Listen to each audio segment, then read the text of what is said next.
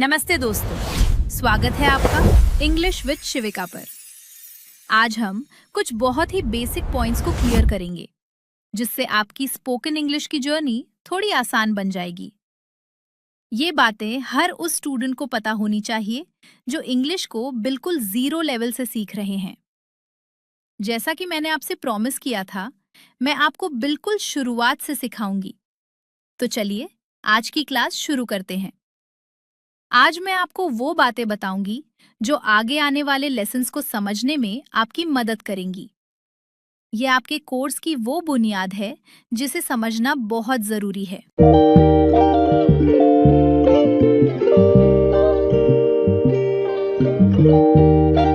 सबसे पहले बात करते हैं टाइम की। आप जो भी सेंटेंस बोलते हैं, आपको पता होना चाहिए कि वो किस समय का है। समय 3 तरह के होते हैं: प्रेजेंट, पास्ट और फ्यूचर। प्रेजेंट टाइम वो है जो अभी चल रहा है, जैसे मैं पढ़ा रही हूँ और आप वीडियो देख रहे हैं। पास्ट टाइम वो है जो बीत गया, जो काम आपने पहले कर लिया वो सब पास्ट है।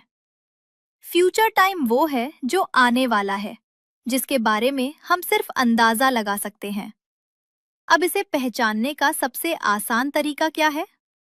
आपको बस सेंटेंस के आखिरी शब्दों को देखना है।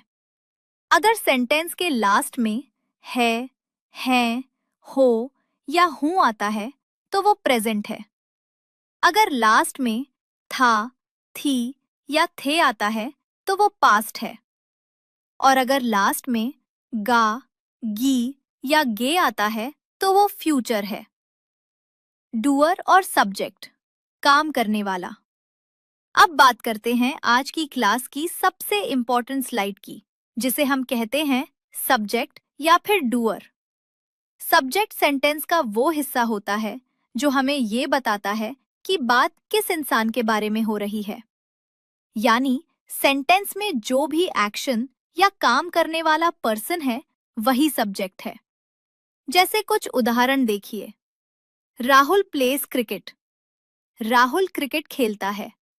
यहाँ क्रिकेट कौन खेलता है? राहुल। तो राहुल यहाँ सब्जेक्ट है। She is cooking dinner. वो खाना बना रही है। यहाँ खाना कौन बना रही है? वो लड़की। तो यहाँ शी सब्जेक्ट है। याद रखिए, सब्जेक्ट या डूअर कोई नाउन भी हो सकता है और प्रोनाउन भी। कभी-कभी सब्जेक्ट कोई काम नहीं कर रहा होता, हम बस उसके बारे में कोई जानकारी दे रहे होते हैं। जैसे आई एम हैप्पी, मैं खुश हूँ। यहाँ मैं कोई काम नहीं कर रही, पर बात मेरे बारे में हो रही है, इसलिए आई यहाँ सब्जेक्ट है। Types of subjects. सब्जेक्ट के रूप। चलिए अब देखते हैं कि इंग्लिश में कौन-कौन से मुख्य सब्जेक्ट्स होते हैं, जिनका इस्तेमाल हम रोजाना करेंगे। पहला है आई, जब मैं अपने बारे में बात करूंगी।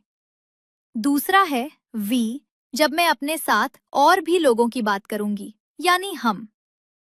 तीसरा है यू, जिससे हम बात कर रहे हैं, यानी तुम या आप। चौथा है ही, जब हम किसी एक लड़के की बात करेंगे। पांचवा है शी, जब हम किसी लड़की की बात करेंगे।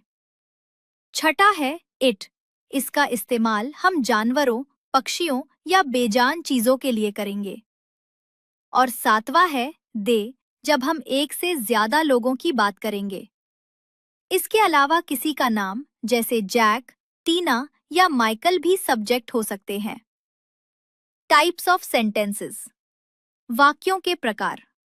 स्पोकन इंग्लिश में हम मुख्य रूप से 2 तरह के सेंटेंस सीखते हैं। पहला, स्टेट सेंटेंसेस, जिसमें कोई काम नहीं होता, सिर्फ जानकारी दी जाती है। जैसे मैं सोनम हूँ। वो एक टीचर है। वो बिजी है। दूसरा, एक्शन सेंटेंसेस, जिसमें कोई न कोई काम होता है। जैसे मैं पढ़ा रही हूँ। वो कल आएगी। हमने खाना खा लिया है।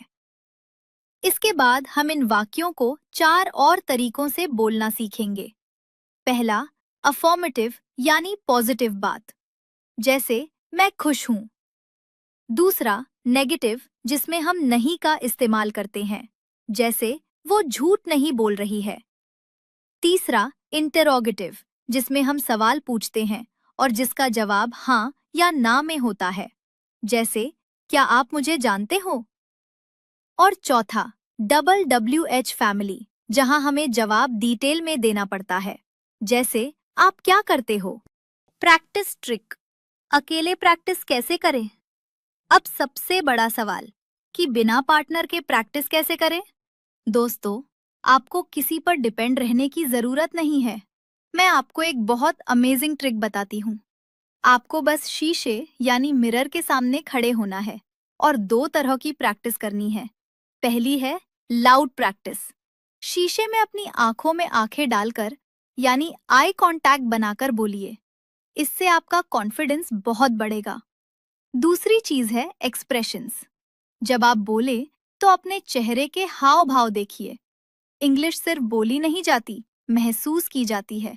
आपके हाथ, आपके चेहरे के रिएक्शंस, सब कुछ वैसा ही होना चाहिए जैसा आप असल जिंदगी में बात करते समय करेंगे। प्रैक्टिस ड्रिल, अभ्यास के लिए वाक्य चलिए।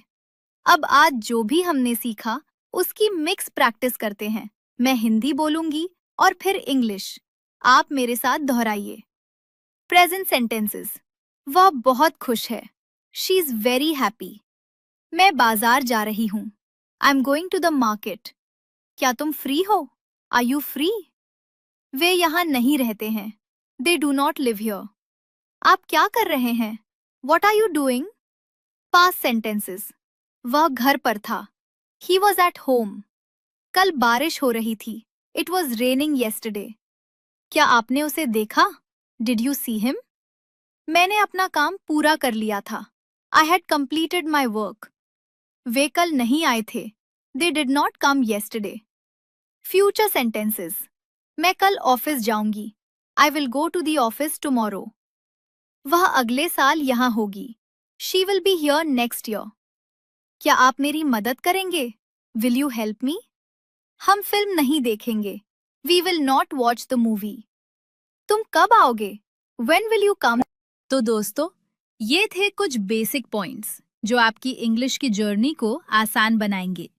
इन बातों को अच्छे से समझ लीजिए, क्योंकि कल से हम अपने लेसन्स शुरू करने वाले हैं। इस वीडियो को बार बार देखिए ताकि कोई डाउट ना रहे। अगर वीडियो पसंद आई तो चैनल को सब्सक्राइब करें और उन सभी के साथ शेयर करें जो बिल्कुल जीरो लेवल से शुरुआत करना चाहते हैं। मिलते हैं अगले लेसन में। तब तक के लिए सीखते रहिए, बोलते रहिए और हमेशा याद रखिए कि आप बहुत स्पेशल हैं। बाय।